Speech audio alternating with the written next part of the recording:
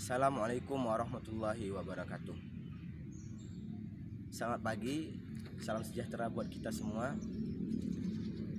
Alhamdulillah, di pagi yang cerah ini kita akan kembali melanjutkan pertemuan kita yang sempat tertunda di pekan yang lalu.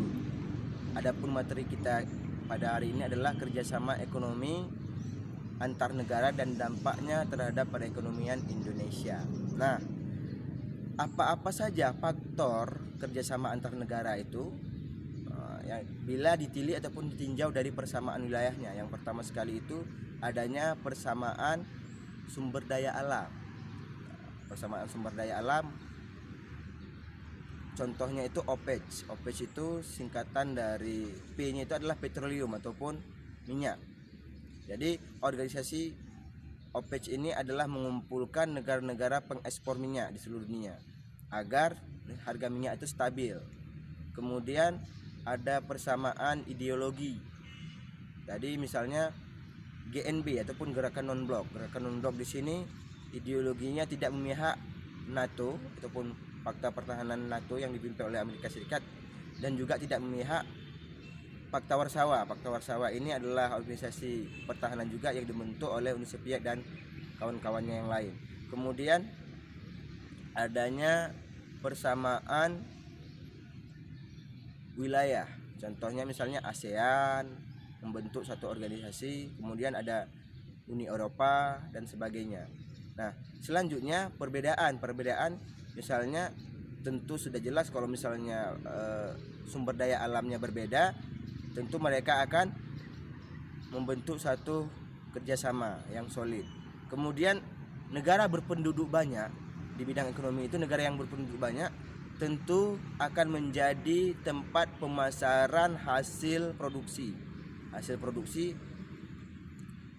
Tentu saja negara yang berpenduduk banyak akan menjadi tempat pemasaran hasil produksi yang bagus. Kenapa? Karena penduduknya banyak, jadi sangat konsumtif.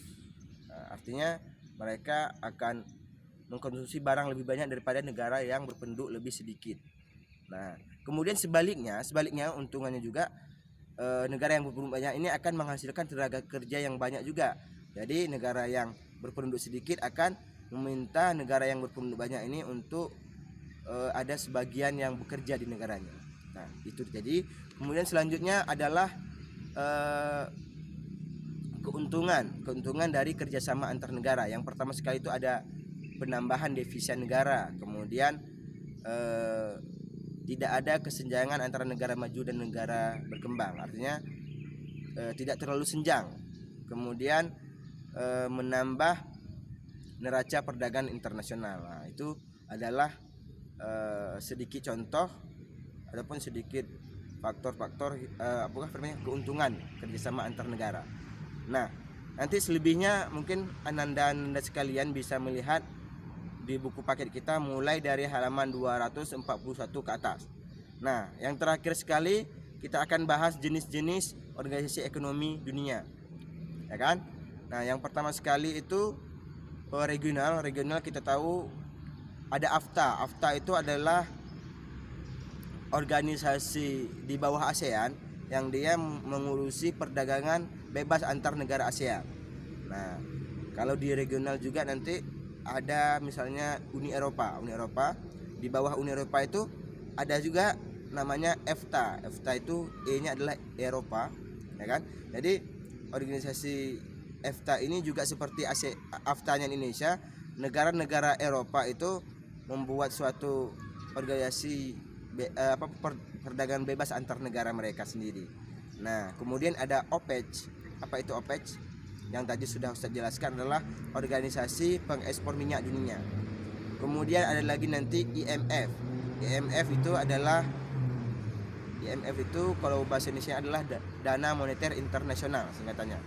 Jadi itu organisasi di bawah naungan PBB. Ada lagi nanti organisasi IDB ataupun Islamic Development Bank. Islamic Development Bank ini bank Islam. Kemudian nanti ada World Bank ataupun Bank Dunia dan sebagainya.